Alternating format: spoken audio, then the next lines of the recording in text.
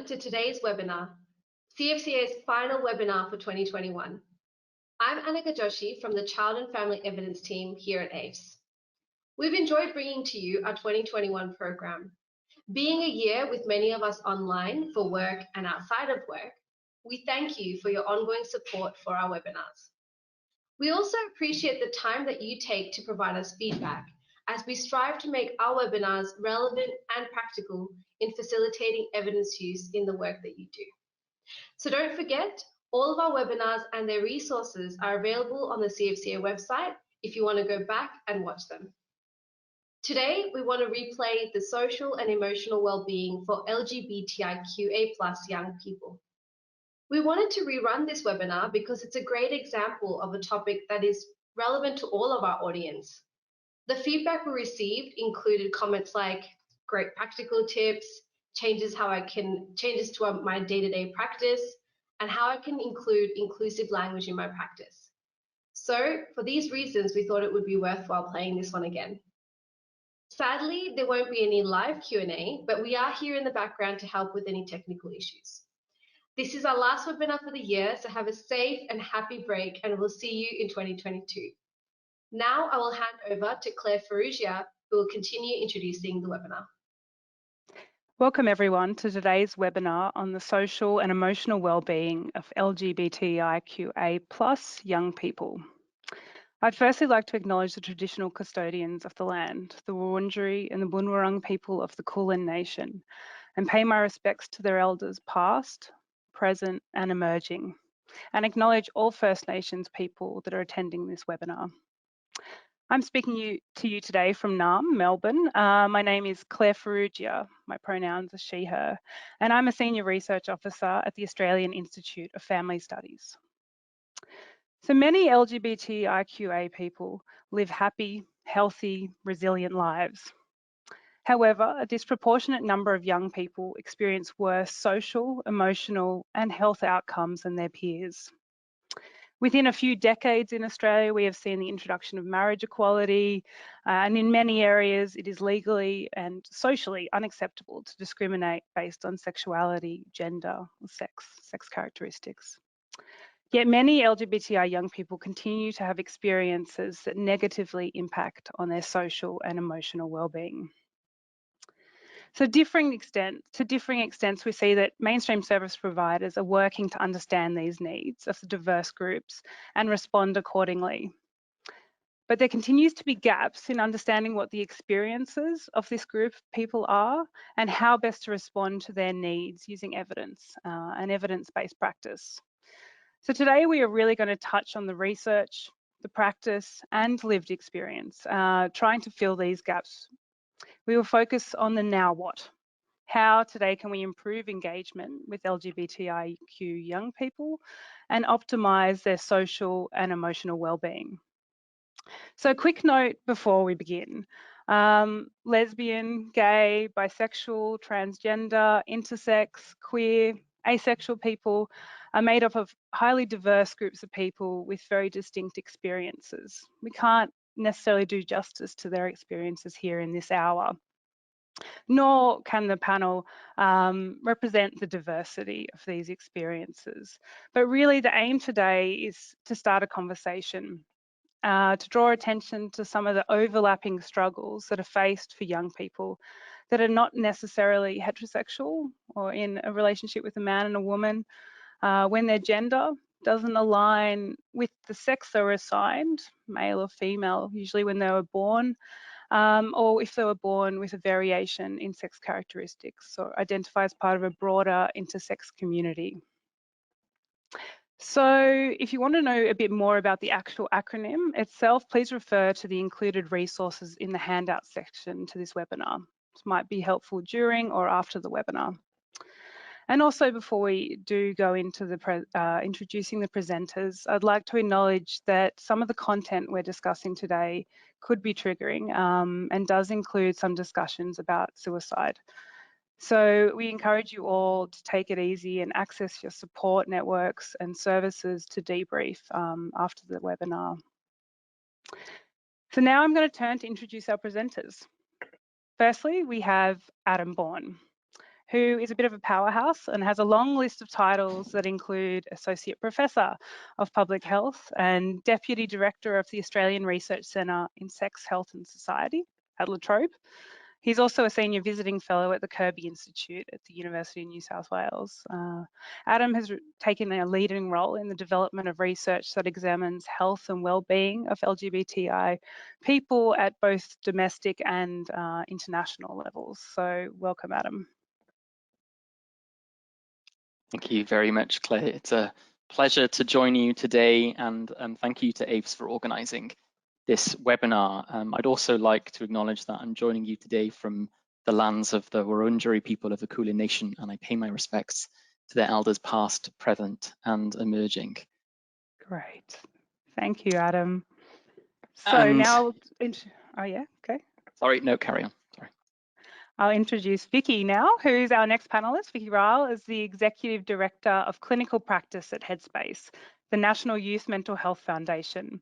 In a career that has spanned over 25 years, Vicky has extensive clinical experience with young people that are also marginalised from mainstream services or difficult to engage and present complex needs.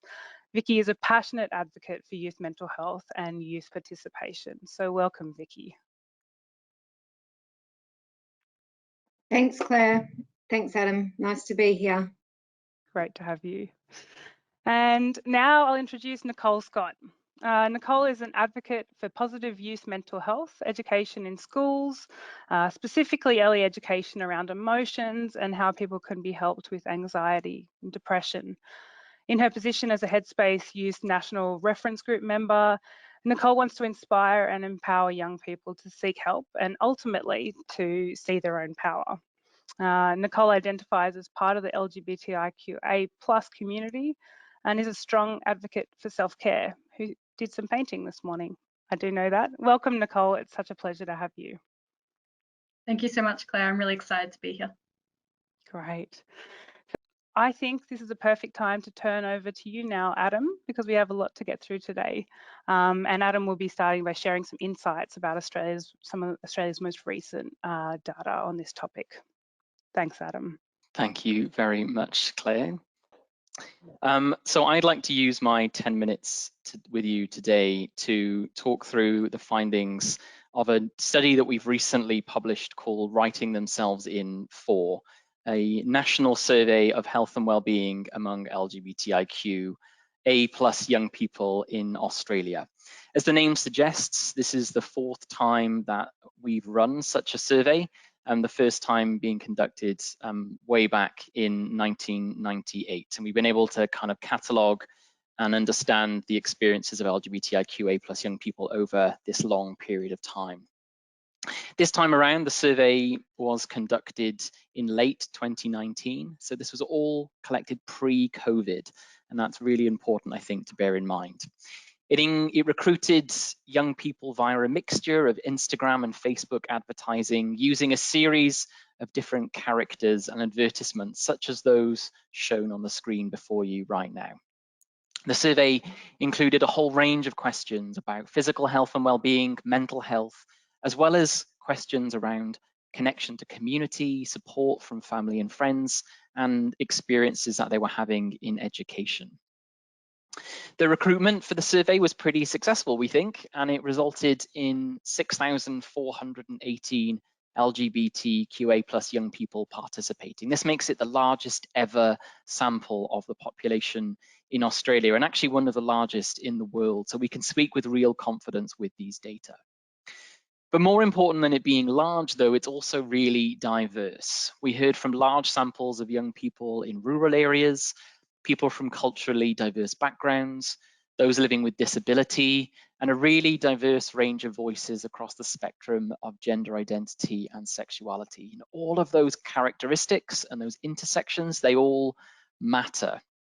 We're a strong community with a rich and shared history, but we're also as diverse as any other population, and we can't lose sight of that diversity when we're designing programs or planning services. Obviously, the focus here today is on mental health and on the experiences young people told us and relating to suicidality. And I guess I want to be really upfront about this. The figures that I'm about to discuss are pretty confronting.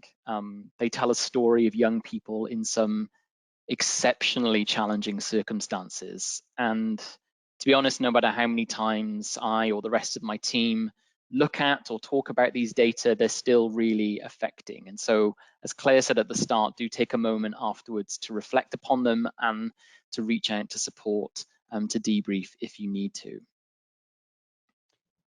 As a starting point, we use the K10 scale, a really commonly used mental health screening tool to establish psychological distress among participants. 81% of participants displayed signs of high or very high psychological distress. This was even higher among young people living with a disability, those who are trans or gender diverse, or those living in rural areas. Now, that figure of 81% is at least 4 times higher than what we observe in assessments made of young people in the general population. Of serious and particular concern was our finding that 1 in 4 of the young people, LGBT young people we surveyed, had attempted suicide at some point in their lives. That's 1 in 4, 25.6% had attempted suicide at some point. 1 in 10 LGBTQA plus young people had attempted suicide in the last 12 months. And this is a rate at least 3 times higher than what we observe in studies of young people in the general population. And as high as these figures are to begin with, they're even higher still among certain groups. The experience of attempting suicide was even more common among those aged 14 to 17 compared to those aged 20 to 21, which perhaps indicates the particular exposure to harm among school-aged young people and those who are more likely to still be living at home, perhaps with families who aren't understanding or supportive of their sexuality or gender identity. And much more common also among those who were trans or gender diverse, where we saw 1 in 6, 16.4%, had attempted suicide in the last 12 months. 1 in 7 young people living in rural or remote areas had attempted suicide in the last 12 months, nearly twice as high as the proportion who were living in capital cities who had that experience. And it was similar patterns that were also observed for people with disability as well. As you reflect on those mental health statistics and how striking as they are, it's absolutely essential that you hold in your mind the kind of environment that many LGBTQA plus young people still inhabit. More than 40% of them told us that they'd experienced verbal harassment specifically relating to their sexuality or gender identity in the last 12 months. More than 22% said they'd experienced sexual harassment or assault, and 9.7% had experienced physical harassment or assault in the last 12 months. And all of these figures were much higher for participants who were trans or gender diverse. In recent analyses we've been performing, all of these experiences are really highly associated with poor mental health outcomes. Those who had experienced verbal, physical, or sexual harassment or assault were at least twice as likely, and sometimes 3 times as likely, to have recently attempted suicide compared to those who hadn't had one of these experiences.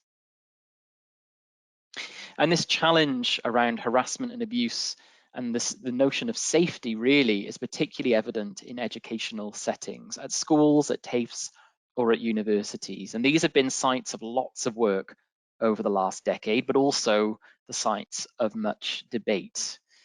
The data from Writing Themselves in 4 tell us that there's still a great deal of work ahead of us. More than 60% of those at secondary school told us they felt unsafe or uncomfortable in the past 12 months because of their sexuality or gender identity and how they were treated by others.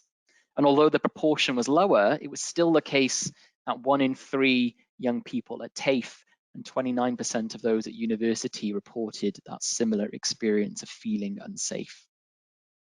Nearly 2/3 reported frequently hearing negative remarks regarding sexuality at their school in the last 12 months. And these kinds of experiences were all much more common among those living in rural and remote locations.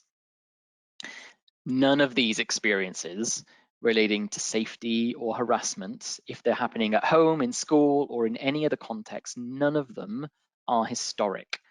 They're all things that happened in the last 12 months. They aren't experiences that have been banished to the dim and distant past, where perhaps we thought there was greater visibility of homophobia and transphobia.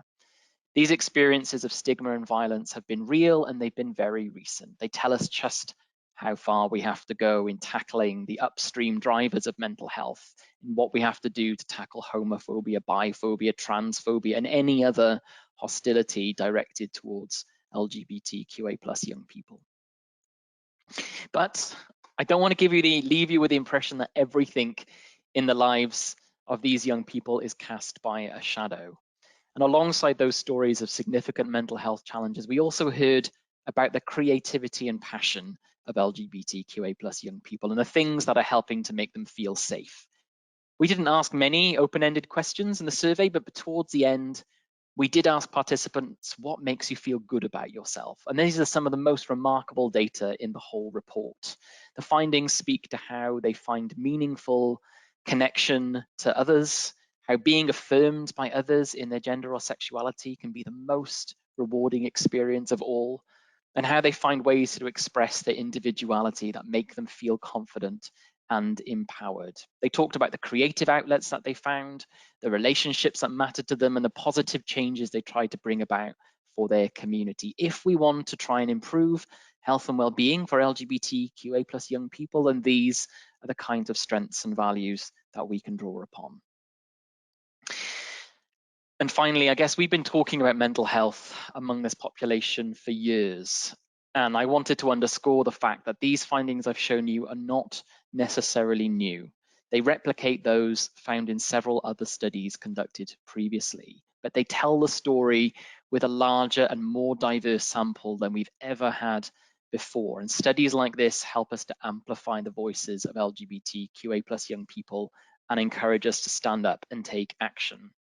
In the national report, we make 21 different recommendations for actions, including targeted mental health interventions and scale up of funding for LGBTI communities, national networks and forums for sharing of emerging good practice, and clearer expectations placed on mental health services to ensure that they're safe and affirming of LGBTQA+ young people so that they can get the help that they need if and when they reach out. And I encourage everyone to have a read of those recommendations in the report.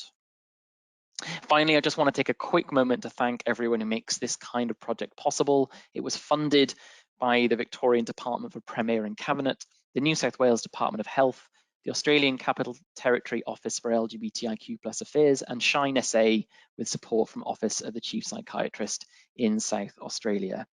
And it won't surprise you to know that a very large team of people is required to make a project like this happen. My thanks to the colleagues within the centre, as well as a really passionate and expert community stakeholder group and the youth advisory group who really did make sure this was attentive to the needs of LGBTIQ+ young people. So thank you for your attention. Thanks to AFES for convening this panel on what is such an important topic. And at this point, I'm going to hand over to Vicky Ryle from Headspace. Thank you very much. Thanks so much, Adam. I've read Writing Themselves In Again each iteration, and each time it is a sobering reminder of how far we have to go, and you kind of keep hoping that each time it comes out again that things will be better. And I guess in some instances, in some ways they are, and in many others for our community, that's not necessarily the case. I want to start by acknowledging the lands that I'm on. The lands of the Wurundjeri and Boonwurrung people of the Kulin Nation. Pay my respects to cultures, identity, connections to waters, kin and community. In particular, Headspace is really committed to making a positive contribution in the lives of young Aboriginal and Torres Strait Islander people in providing services that are safe, welcoming and inclusive, I particularly today call out elders in the LGBTIQA plus community, and likewise acknowledge that myself and hundreds of other people across Headspace have sought to try really hard to make sure our services are safe and welcoming. And we will always have a lot of improvements to make in that going forward. I'm going to start fairly big and end up with sort of day-to-day practice. I hope that's useful. I'm going to talk about the Headspace brand, which not brand for brand's sake, but Headspace started in 2006. We've had a national youth reference group, like the one that Nicole's in. Nicole's, I think, in the 8th or 9th iteration of that. And everything that we have done over time, including the brand, has been built with young people. The young man on this image I know very well, because he has helped shape everything that we do. So everything you're about to see from a brand perspective, and this is the sort of description of our brand. And the reason I think this is really important in a space like making services inclusive is young people have continually told us that we need to make sure Headspace for us and other services for other people represents itself as for young people, by young people, delivering evidence-based care and working alongside young people. And that I think is particularly important for our LGBTIQA plus young people. As you will see when I'm coming down to sort of service-based recommendations, it starts to become very clear that the way that we create services and brand also has to speak to young people to give them the message that you are welcome here. I can see myself represented. We are obviously all about making sure young people are mentally healthy and engaged in their communities. Mental health is not a fixed state. It's something that we all need to kind of learn to manage. Like your physical health, it will wax and wane. It feels important to say that, particularly on the back of what Adam was talking about.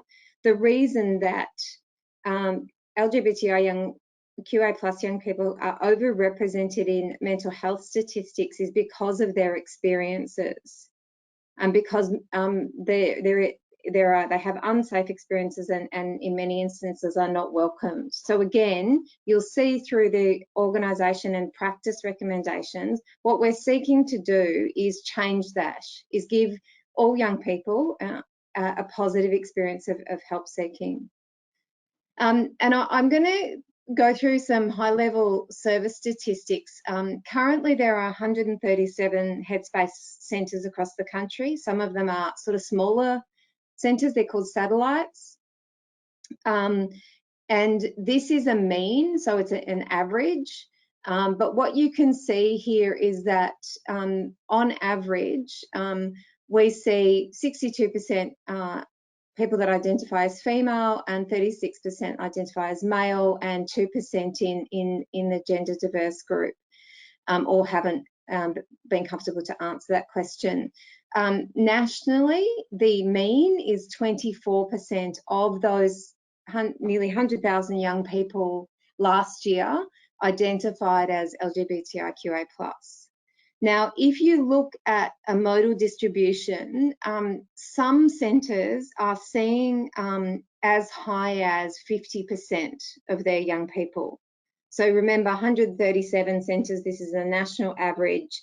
So it means that some centres are seeing a lot more LGBTIQA plus young people, and certainly a lot more than any research will tell us proportionately that young people identify as. It usually comes out, Adam's going to be better at this than I am, but around 10, and I've seen things up to sort of 20% rather. But we're seeing much higher numbers than population averages. The same in culturally and linguistically diverse, the same with Aboriginal and Torres Strait Islander young people, which also makes sense because each of those groups are overrepresented in poorer mental health. So it's sort of what you would want to see, if you see what I'm saying, that we want people who are struggling to be able to access our services, and it looks like that's what's happening. We also have a national online telephone service. It's called eHeadspace. It's accessed through the Headspace website. And there's a bigger gender skew you can see there. These gender patterns, by the way, are not uncommon in a lot of help-seeking services. It's something we need to continue to work to redress, making young men feel more comfortable to access help. But you can see that in eHeadspace, the LGBTIQA+ numbers go up to 30%. And again, that's an annual average across 32,000 young people in a single year. So the long and the short of that is we're seeing a lot of young people nationally, and we are seeing a lot of young people who identify as part of our LGBTIQA+ community. I'm not trying to say here at all that we have it right. I have the responsibility of clinical governance across the network, and we still get some complaints. Young people being misgendered or feeling like they didn't have a great experience. And I guess these are all things that we keep trying to improve our services from. Every March, Headspace do a campaign. It's called Life is Not Always Rainbow and Glitter. I think I've got that right. And sorry, that went backwards there. Each year, the contributors to that campaign are young people from our national reference group. So these three young people, I imagine, are known well to Nicole. And it's a digital campaign, so it's going out through all our social medium. And we also attend Pride marches, Mardi Gras and Pride all around the country, and all the assets, so the digital assets and videos, etc., that we produce are used to support that campaign. And I'm going to go now to showing you a video. Pronouns are the words that we use in place of somebody's name. Pronouns are a way of referring to oneself. He, she. Sometimes people might not feel comfortable with either of those pronouns, and so they might use the gender neutral they and them. But it can go a long way in terms of making somebody feel comfortable and feel accepted by you. I think language is really important to members of the LGBTIQA+ community because it really gives us a sense of belonging. We've got this kind of really beautiful and fluid community where things keep changing and identities kind of keep growing as people discover that you don't have to fit into the boxes that you've necessarily been provided all your life. The way that we speak about members of the LGBTQIA+ community and the language that we use is really important in terms of, I guess, first and foremost, conveying respect. It's who they are all the time. It's when you're getting a coffee, it's when you're going down the street, it's when you're booking a hotel, it's whatever. And it's really important to ask about it. What are your pronouns? It's okay to do that. It's better than a should. Have a Google, suss it out, educate yourself. Thank you. Look, that was an example of a video that we worked with some young people on creating. It was actually in response to, we'd had a couple of complaints come to us across the network around young people who are being misgendered. And we talked to some young people about what might be a really accessible way to teach people about how to make services more inclusive and identify pronouns. And so we We got these badges, which you can't probably see, which all of the staff at Headspace National wear, and we encourage all the centre staff to wear to identify their pronoun and help people have open conversations about use of pronouns. I'll move on. I've talked a lot about really the key thing for Headspace in being LGBTI inclusive is being led by the voices of young people. This is our incredible group of young people. You can try and pick Nicole in this group if you want to. She looks a bit different now. But we employ as casual staff a group of about 20 young people. They're usually with us for 18 months to 2 years. This current group have been with us a bit longer because last year was extraordinary. They're from all over Australia, all sorts of different experiences, and they help us make sure that everything we're doing is safe. In terms of guidance, practical guidance for organisations, I'm hoping this is all fairly self-evident from what I've been saying, but offering a space that is accepting, and that's using rainbow or trans rainbow flags, inclusive imagery, developing partners with LGBTI services in the community where they exist, and obviously we know that that's not in some regional areas that can be a problem. Providing training for staff to make sure that they feel confident and competent in supporting or adapting their care for LGBTIQA+ young people. Most of the products that Headspace National provide will use inclusive language, so forms, data collection. I mean, it really is thinking about every single contact a young person has with your service and making sure that there's nothing in that that's going to alienate them or not allow them to express their identity the way that they would choose to. I mean, it is in the evidence for LGBTIQA+ organisational inclusion to employ people that identify. I've personally never needed to kind of come out in a one-on-one session with a young person, which is not to say that I wouldn't. So it's more about, I think, having people that understand the experience and will build the inclusivity of the service rather than a one-on-one talking about it, if that makes any sense.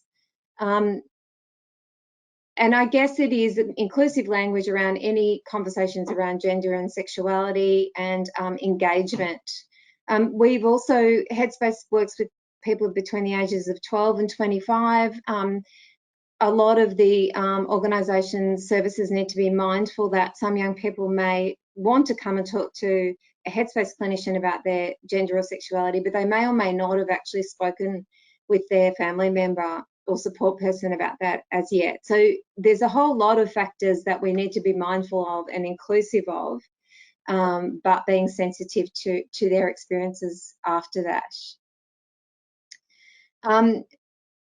I guess what this is really trying to say is open conversations, ask about identity, ask about sexuality, ask how that is for young people.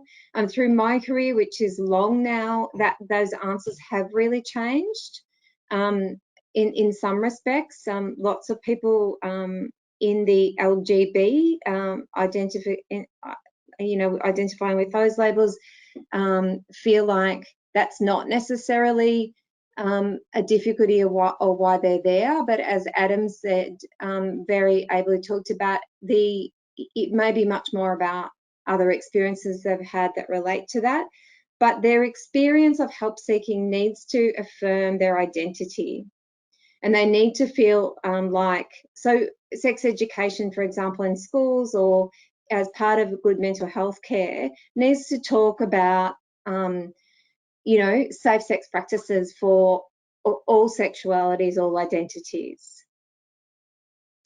So I guess the last slide here is just building social supports. As Adam said, many, I mean, we did a survey of the Headspace Network not that long ago, and over 50% of them, without us saying that this has to happen or anything, but just driven by the young people, have created a social group a rainbow social group or LGBTI. They're called all sorts of different things across the country. And as Adam's research suggests, we know that young people get a lot from talking to other young people who identify as part of this group and do get that support and acceptance. And as I said, we know that we haven't got it all right, and we're certainly happy to hear suggestions and continual improvements by young people. And that's it for me, and I'm going to introduce Nicole.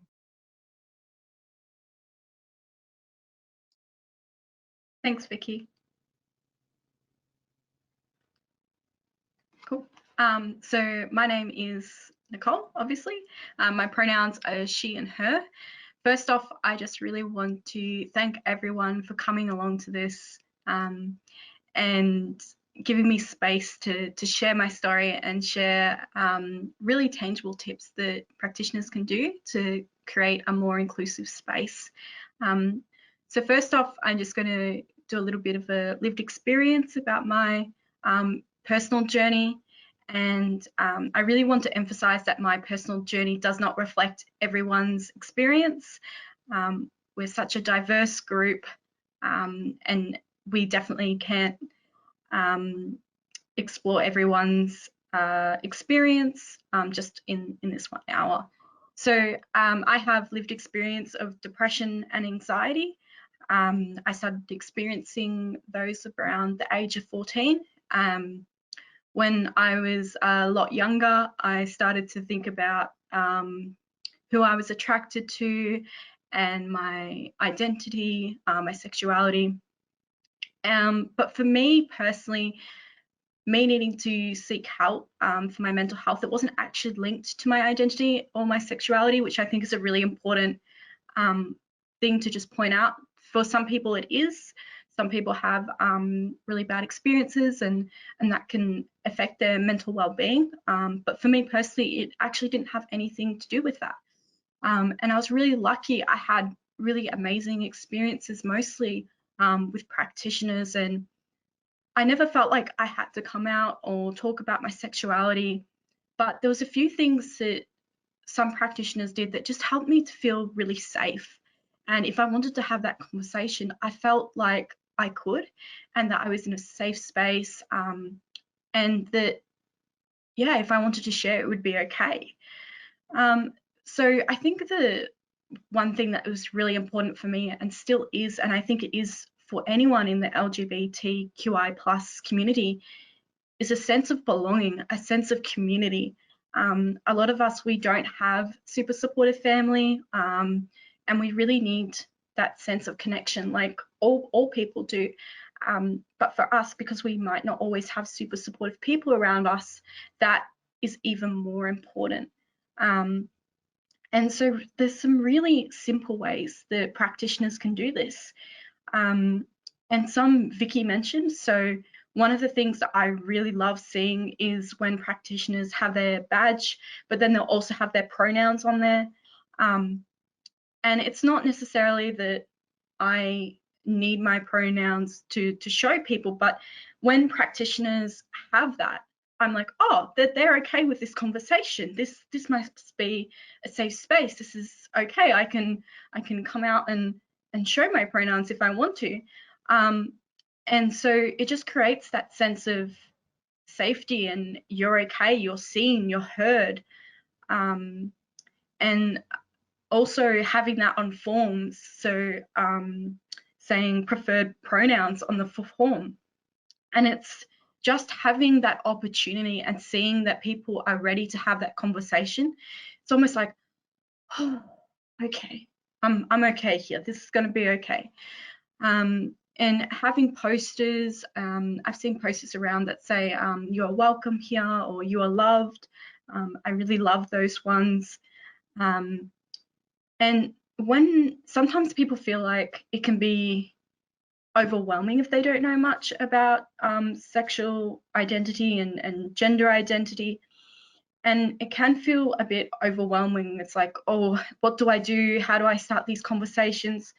But what it comes down to is, at least for me, it was the practitioner seeing me as a person, the practitioner actually wanting to understand me, wanting to know about me.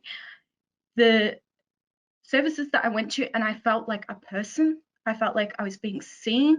I felt like all of me was being seen, and that was mainly through building trust and rapport. That just helped me feel so much more safe, and that sense of belonging and sense of community. So it can be really, really simple, small steps that practitioners can do. And I can understand that it can feel a little bit confronting or maybe a little bit uncomfortable to start to have the conversation around pronouns.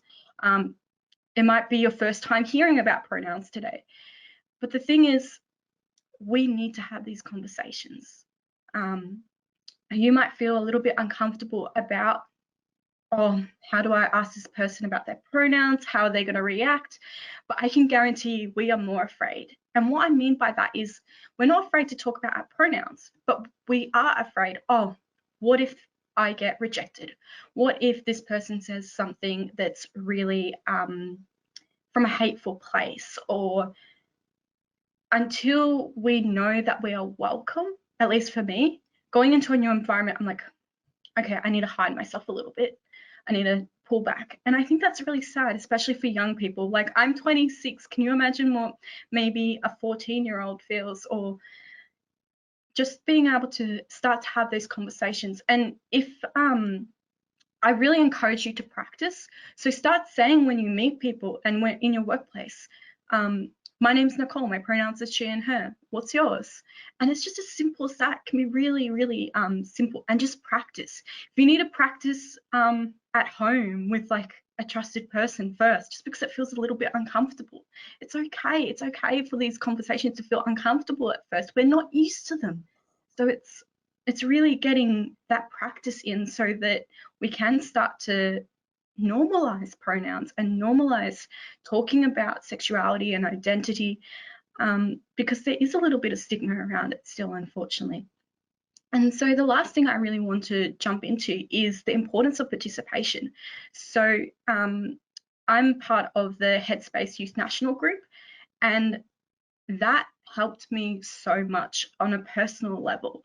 Knowing that I am in a safe space, my opinions and my experiences are being heard, and that is what Headspace is taking on, and they're improving their services from that.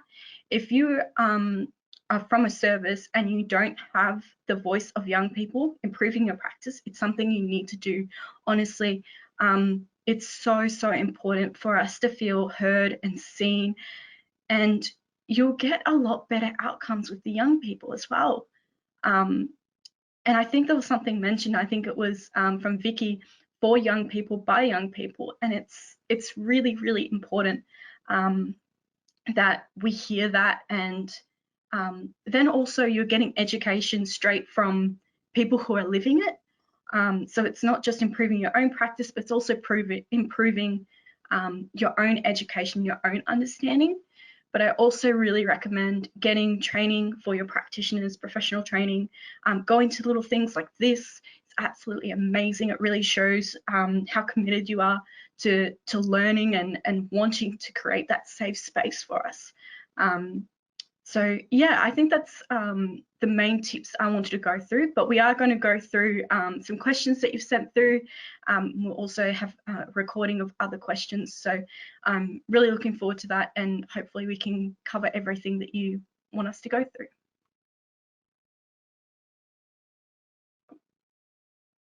Great. Thank you very, very much, all of you. That was an incredibly insightful overview of what I guess we've been talking about. I think on the one hand, devastating. And I think particularly when we look at, the kind of rates around assault and harassment, and really shows how high the stakes are when we then turn to look at that suicide data. And also, in some ways, what we've gone through today and what you touched on, Nicole, was also insightful, but also simple in a lot of ways. The ways that being person-centered, being strength-based, approaches we would have with other clients, how powerful they are for creating welcoming, safe, kind of comfortable environments, including not making assumptions, I guess, that this person automatically has boyfriend or girlfriend or is automatically that gender because way they're presenting. So these are incredibly important insights, and we have a lot of questions and only a short amount of time. So if it's good with everyone, I'll dive straight in. We've already touched on this through the conversation, but one of those questions is around particularly what can be done about promoting healthy conversations about LGBTI young people who feel to feel welcome and safe in school. Nicole, would you like to start on that?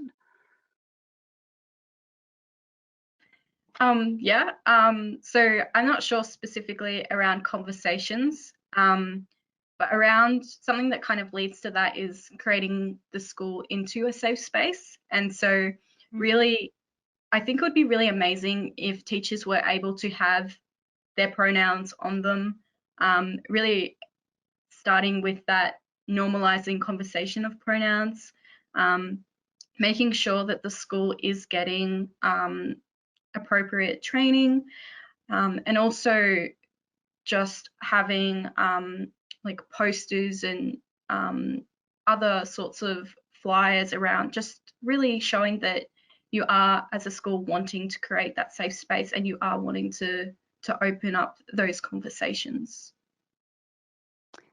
Adam or Vicky, feel free to jump in at any point. Those are all great points from Nicole, Claire. The only perhaps the thing I'd add is just the importance of having, in the first place, clear and responsive anti-bullying and inclusion policies around LGBTIQ, but also making sure that all of the students know they exist and understand the principles of them. So in our recent analysis, we've seen that people who were aware of and familiar with an LGBTIQ bullying policy within this school were 35% less likely to have high levels of psychological distress than those who didn't have that knowledge and awareness. And that just says something I think about. I recognize this as a school that has thought about me, that understands me, and has laid out what they will do in the circumstances where I am not treated with dignity and respect and where I'm not made to feel safe in my school environment. So I think it's not just the existence, but people need to know it's there and they need to know how to use that policy to kind of help craft that safe environment. Great. Vicky, are you happy if I move to the next question, or do you? Yeah, great. Well, we have a number of questions that I guess touch on the real differences in experience for different communities. So one of those questions is, how does the panel think we can best support LGBTI young people from multicultural or multi-faith backgrounds, particularly given that there could be added cultural complexities? And I'm interested to see if any of the data also, Adam, brought that out. Yeah, sure. So in the national report for writing themselves in, which perhaps we can put in the chat box so people can link to it easily as well, there's a series of chapters at the end that break down those responses around suicide, psychological distress, a range of other issues by ethnicity, by where you're living in different parts of the country, by whether or not you have a disability. And in relation to the ethnicity data, you see really quite stark differences between those who identify as Anglo-Celtic versus those, particularly those from Chinese, Southeast Asian or Indian backgrounds. And I think a kind of really particular thing to bear in mind is the much lower proportion of people from Chinese and Southeast Asian backgrounds, for example, who feel supported by their family and by their friends in relation to their gender identity or sexuality.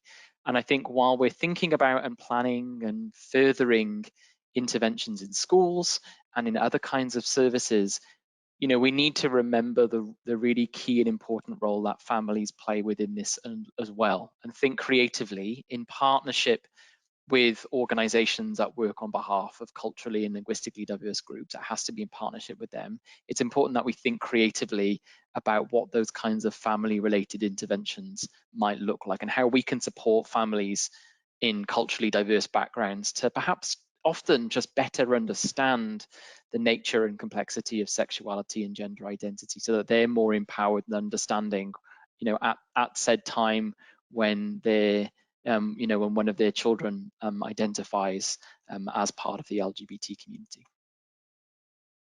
Yeah, I guess, and also, Nicole, you spoke to the importance of community, but of course we have multiple communities in our life and multiple belongings. And so particularly from people with migrant, refugee backgrounds, those belongings are very important. So thank you for that, Adam. I wonder, Vicky, I know we've had this throughout, but what would be your key takeaways? We've got a question on what are some of the things a service has to do to ensure LGBTI young people feel welcome and safe. And so I wondered if you could just like pinpoint a couple of your key things. I mean, I think Nicole reiterated it really well, that front and center is involving young people. It's almost like, I mean, what you want to do is, I mean, I think things like rainbow tick accreditation are really useful as a gap analysis of what services are missing. They do pick up really practical things, but safe, inclusive imagery, safe, inclusive at every level, the forms, the receptionists are key in any support service. I think asking young people to critique your service, it will always, highlight more things than I possibly can. Yeah, great. And by inclusive imagery, we also mean imagery of the rainbow or trans flag, or like, is there any other, like Nicole, from your experience going in somewhere, is there anything else that you think is key for services to kind of use to flag to LGBTIQ communities? Yeah, I think definitely badges with pronouns on them is really key. Yeah. On that note, there also has been oh yeah, go Adam. Oh, sorry, just a quick one. I was just going to say, and also thinking, I mean, I'm a researcher, I always geek out about data, but thinking about the kinds of questions you ask in intake forms, there can be nothing more confronting at times where a young person comes into your service and you present them with an option saying, are you male or female? Or worse, even when you say male, female, or other, which immediately makes you feel somewhat very, very different. There is some really good guidance that's been recently published by the ABS on how you can effectively and ethically ask questions around gender identity and sexuality. Think about how you can adopt those within your intake forms within all of your services. Yeah, fantastic. Especially those ABS guidelines are particularly useful. On that note, also of pronoun badges, we do have a question, Vicky, if it's possible to view the Headspace badge itself online. I wonder if there's people looking for some sort of template. Oh, sure. Yeah, I can show it to you this old-fashioned way. That's old-fashioned's good. Oh, hang on. I've actually got a whole collection, but yeah, I'll send Claire a photograph of each of them. But there is thank you. Yeah, there's Adam's out. Excellent. And minus 18 have some as well that we used to have before we had our own made. Yeah, great. I think you can get them for free. Great. I think like before, we've only got a couple of minutes left, and there also is a particular interest in the last period of COVID and the COVID restrictions. Has there been particular social and emotional concerns during this time? And has there been any research done so far? So I'll open that to all of you, but I know, Nicole, you also have been doing some work around that as well at the moment. Yeah, definitely. So just from my own personal experience, yeah, it does affect young people a lot, especially in the community, because a lot of us don't have safe spaces at home. So when we're restricted, there's no safe space for us. So that can really negatively impact our mental health and our well-being. And yeah, I've been hearing that from my friends as well. It can be really damaging. I think that's a really great point from Nicole. An awful lot of people finding themselves having to go often back to families of origin, to birth families, where during lockdown, where they may not necessarily have been supported in relation to their sexuality or gender identity, and that being really problematic. And we've certainly heard about that in some recent research we've been doing here in Melbourne that was actually collecting data during lockdown. And I mean, I guess just overall, you know, the community went into the pandemic where our mental health was, to be blunt, far worse than the vast majority of other people. Like, we were in a more vulnerable position when we entered into this. It's hard to find anyone, gay, straight, cisgender, or trans or gender diverse, whose mental health wasn't impacted in some way by COVID-19. And I guess I'm just saying, think about that when you're already starting from a pretty challenging or vulnerable position, I guess. Yeah, so Headspace did a piece of research which we can give to ACE to distribute, but it essentially shows, it looked at the mental health experience in the first lockdown like sort of March, April last year, that was published in about May, and it really showed that people did feel like their mental health got worse, and that it cuts it up into sort of what was impacted: work, relationships, etc. And the report sort of concludes that the people with existing mental health problems, their problems got worse, and those without also were affected. So, you know, it affected everybody, which is not really news. But the report doesn't specifically analyse in terms of LGBTIQA+, but they do note that the respondents were overrepresentative in LGBTI. So I guess you can feel like it accurately speaks to the experiences of that community. And I think the other thing we can, it's really important in things like pandemics and natural disasters to remember there are some positive outcomes. So young people talked about new habits, improving some habits in the home, that kind of thing, some more downtime, that's covered in the report as well. That's a common occurrence with natural disasters, as sort of a silver lining. But the other thing is, it is reasonable to anticipate that the mental health impact of COVID, and like other natural disasters, is fairly long lasting. They're talking about 3 to 5 years. I don't know, Adam, if you know that research space, but it's suggesting that because we had floods, fires, etc., there's also a cumulative effect, and that in the natural disaster literature, there's sort of we were in multiple phases at once, sort of response, recovery, etc. So there will be a likely an even longer tail of mental health impact on young people. Thanks for that, Vicky. I guess we also know, we don't have clear kind of stats at the moment, but we know that family violence during this period of time has also risen. And I wonder, we've had a few questions about family violence for LGBTI young people, and if they are more likely or at higher risk for facing family violence when they're coming out about their sexuality. I wonder if I can pose that question. I mean, the answer is yes. Unfortunately, we certainly know that a lot of young, I mean, there's data in Writing Themselves In that talks about experiences of violence that occur within the home. So verbal, physical, and sexual harassment or assault that occurs within the home, and it documents who the perpetrator of that was.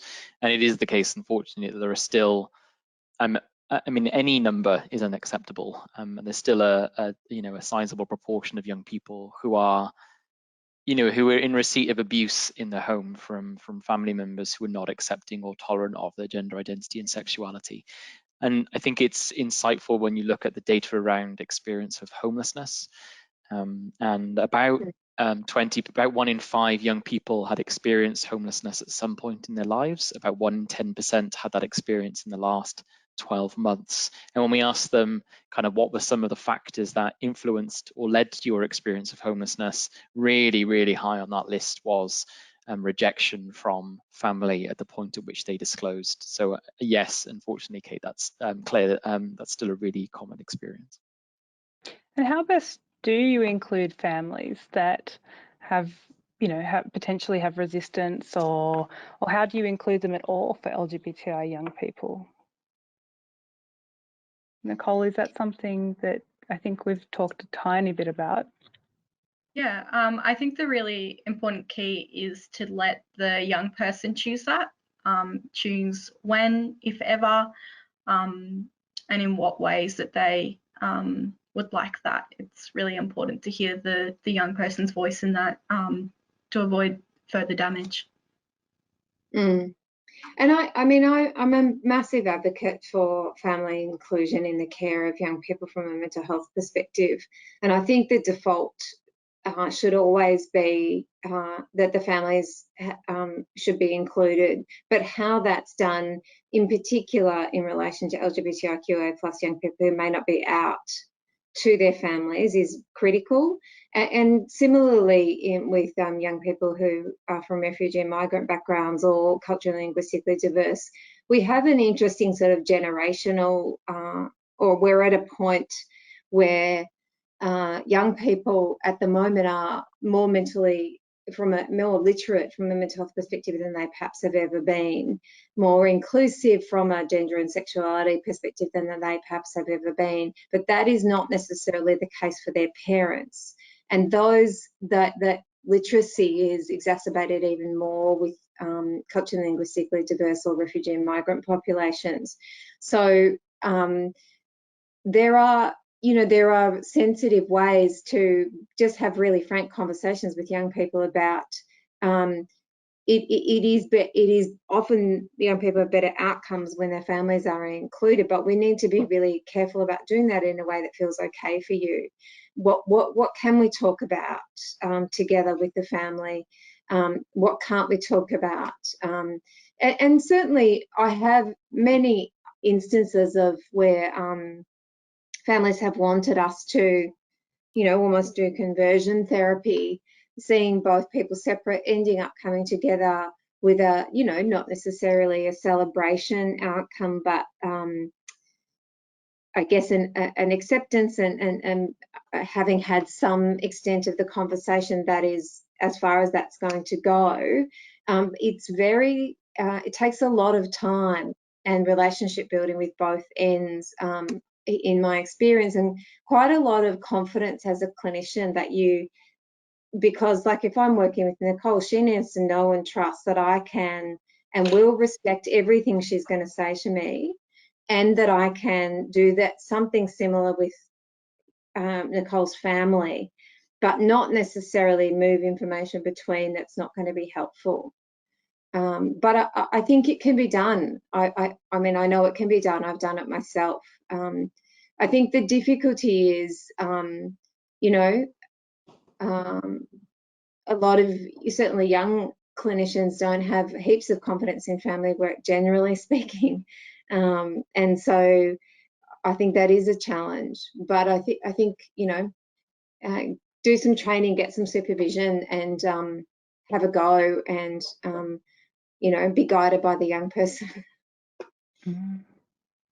Yeah, and is there a particular, I guess, additional barriers that we see for young people in rural and remote Australia? Adam touched on this, but I did wonder, Nicole, if there's any particular, differences that you saw being in regional Victoria from access, like when it comes to access to community or other aspects that people need to be aware of. Yeah, absolutely. Obviously with COVID and restrictions, it was a lot harder, but just in general as well, I think people sometimes assume if you're in a regional area that you have access to internet and that kind of thing. And I actually didn't. So that was something we had to try and work around when COVID hit and I was at uni. But also, for people who don't have that access to internet, what can you do and how can you support them too? And obviously when there aren't restrictions, the importance of having both in-person and online services and having that option for young people is really important. Yeah, absolutely. Is there any particular online We have also had a question about resources that people think are useful, online resources that people can access. I guess we can include a number of these in the event description, but I'm wondering if there's any other resources that people want to throw off on the top of their head as well that practitioners can look up when they listen to this. Static resources, you mean, Claire, like fact sheets and stuff? Yeah, or online communities. I don't know if there's communities of practice. Yeah, I think Mental Health Professionals Network, I think, has a LGBTI interest group. Like, there's quite a few. It depends. There's also online, like there's a Q Headspace. Like, there's some online communities for young people talking about, you know, a whole range of things. So it kind of depends on. I can send you through a few different things for each audience. And there's -18 and other youth groups as well that people can also be different state-based specialist services as well. We usually use the stuff from Adam's work first and foremost. So I'm glad someone's reading it, Vicky. Yeah, no, we've but we also, do. I mean, it's also people like, you know, I know it's Jamie, one of Adam's colleagues, does sort of a supportive conversation for lots of the Headspace staff, for example. I mean, that sort of mentoring, if you like, I just think that's, people need an ongoing conversation and somewhere safe to take it. I don't know if there is anything like that for others, but I mean, I just know that lots of the centres really value the Victorian centres, because a lot of the other states and territories don't have as good LGBTI kind of services. Probably something we should start a community of practice, really.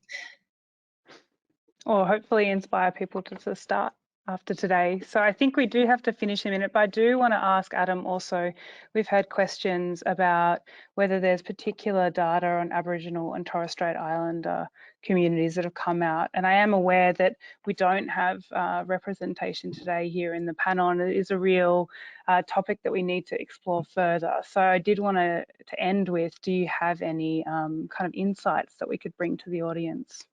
Yeah, so for the time being, well, I'll start by saying we were really fortunate to engage quite a relatively large number of LGBTIQ people who were Aboriginal and Torres Strait Islander in the survey. So in total, there were 256, that's about 4% of the sample, which to our knowledge is the largest ever survey of LGBTIQA+ Aboriginal and Torres Strait Islanders, young or adult. It's like still the largest sample. And I think it's really incumbent upon us to work with those data sensitively and ethically and in partnership with Aboriginal organisations. So what we're doing at the moment is working through a process of ethics approvals with different Aboriginal controlled ethics boards, and forming a partnership of Aboriginal organisations in each state and territory to come together to help us look at the data, to interpret them and understand them, to situate them within Aboriginal bodies of knowledge. And hopefully then the output of that, perhaps a little bit later in the year, will be a dedicated report that just talks about the experiences of Aboriginal and Torres Strait Islander LGBTIQ people. We're going to couple that. We did an adult survey recently as well, called Private Lives of LGBTIQ Adults. So we're going to merge together these two different samples and then hopefully write a report that talks across them. And in doing so provides a really, really large, rich data set about Aboriginal experiences of the form we've not really had before.